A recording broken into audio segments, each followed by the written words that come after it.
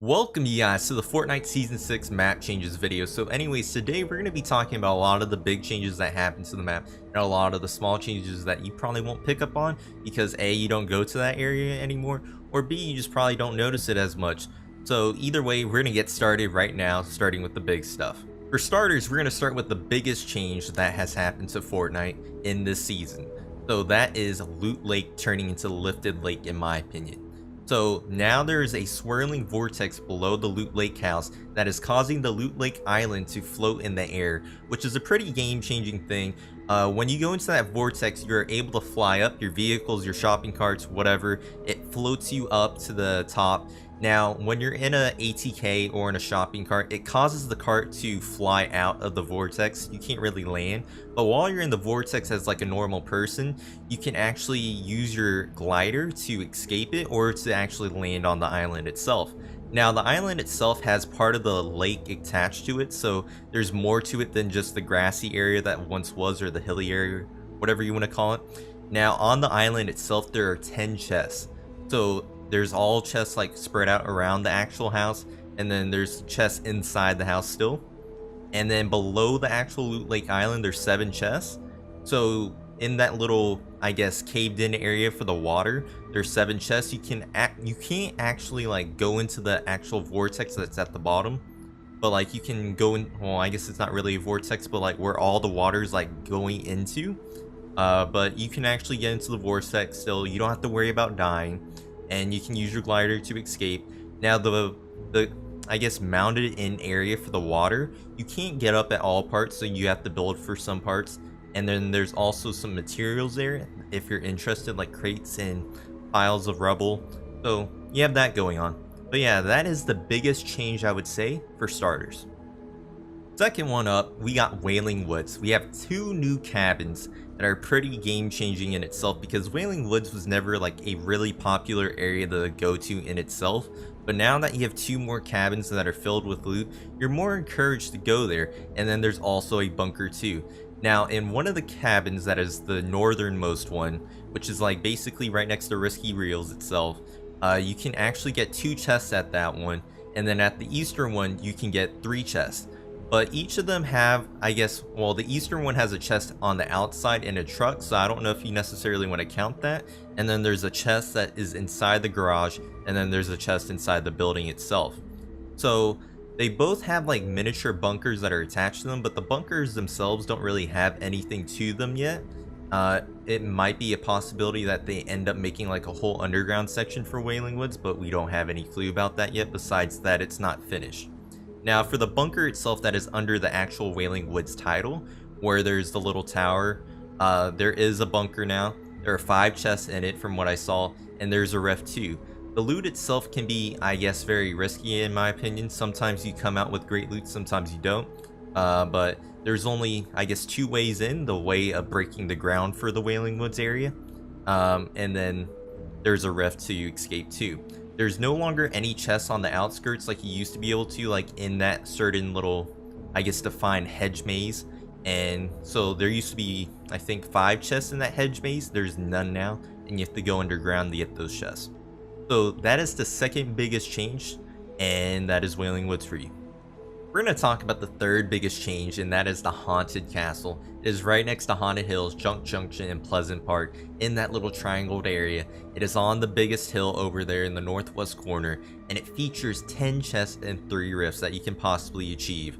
Now, these 10 chests, 4 of them are hidden, well, I guess 5 of them are hidden in the towers themselves, like 4 of them at the top and 1 of them in the southwest corner at the bottom. So they're kind of like the clock towers, where you have to go to the top of them to get something good, or you can walk around the castle and get a chest that way. And also, while you're there, you'll notice that there's a menacing look attached to it. It kind of has a vampire feel to it. There's also a bat statue too, so it kind of hints at that in a way. I would say there's decent loot attached to it, but that's just me. And that's pretty much it for the Haunted Castle. Next one up, it's not really a big change, but it's a nice little artsy change to it, and that is Retail Row. Retail Row now features a Halloween store between the fish and bookstore shop. So Now, instead of that area where there used to be an unfinished shop where there was just wooden pallets and like an unfinished like desk right there, now you can actually see Halloween decorations, and it features one chest in the shop possibly, and there's also a battle bus balloon right above it to, I guess, announce its grand opening. So that's really it for Retail Row in that Halloween store. It has some nice decorations attached to it that you can break for a little bit of wood, but that's pretty much it. One of the other biggest changes is the rune areas, and those areas have become corrupted now. Now the area has just basically lost all its grass. It's just now a bunch of dirt or brown mush, and now each area around the rune can feature up to 3 chests. I'm not too sure if all 3 chests spawn each time, but there are 3 chests when I saw, so I'm hoping there's 3 chests. There's not much materials that you can really grab right away, so it's a bit risky, I would say. If you can get the chest and get the weapon first, maybe it's some good loot for you, but that's pretty much it for all the rune areas. So all 7 rune areas can have up to 3 chests at them, and it's a pretty fun fight, I would say, and there's no zero gravity anymore, so that's kind of crazy. With Anarchy Acres being bought out by Lazy Links and being replaced with it at the beginning of Season 5, now at the beginning of Season 6, we only have Fatal Fields still. And Fatal Fields is starting to boom now. We can see the cornfields growing, and that is the only notable change around it.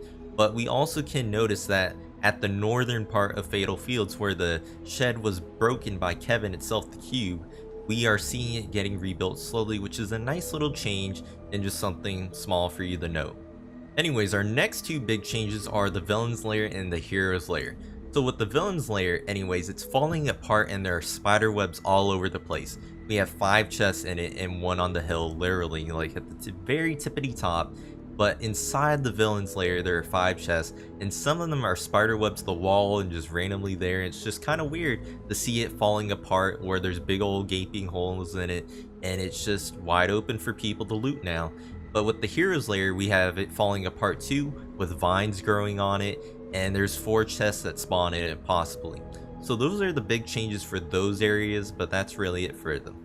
Our last 2 changes that we're going to talk about is Tilted Towers and Tiki. So Tilted Towers itself is putting walls up around the smashed building that was smashed around the last day by Kevin the Cube, and that building where it had a grand opening only lasted like a week. It got replaced now. Well, it's not really replaced, but now there are wooden walls being put around it where there's an area that's open to people. So they replaced it with wooden walls that you can like still access the area, but I guess it's so people don't really have a safety hazard, like kind of, you know, not figuratively, but that way. And there's also rubble piles in it, and you can get up to 4 chests in it. The shopping area is now gone, so now you can just run freely in it, build easily, and don't have to worry about as many balloons, so it's an easy time there. But in regards to the tikis that are around the map, all of them are gone now. No more chests from them, so it's kind of disappointing now, but I guess it's for the better since we have all these new areas to still access around the map. But anyways, you guys, that is it for the Fortnite Season 6 map changes. If I forgot anything, please leave a comment down below, and I'll make sure to pin that to my comment. That way other people can see it too. But I'm pretty sure I nailed everything down to the brim about all them little minute challenges to the biggest challenges around the map. And anyways, I just want to thank you guys for watching. If you guys do enjoy, please leave a like and comment down below, as they really do help grow the channel. And yeah, thank you guys for watching. Don't forget to check out the other videos such as Fortnite gameplay or Fortnite funny moments.